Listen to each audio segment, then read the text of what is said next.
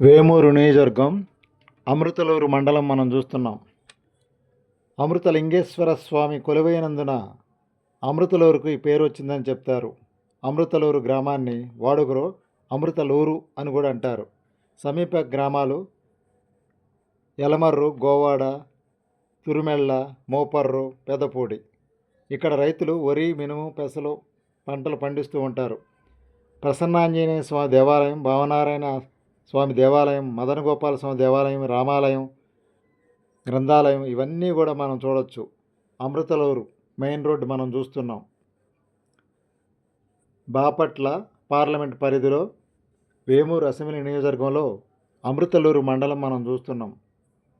ఇక్కడ రైతులు ఎక్కువ వరి, మినుము, పెసర పంటలు పండిస్తారు.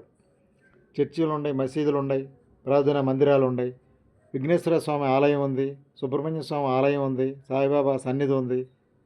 అమృతలూరు మండలం, వేమూరు అసెంబ్లీ నియోజకవర్గం.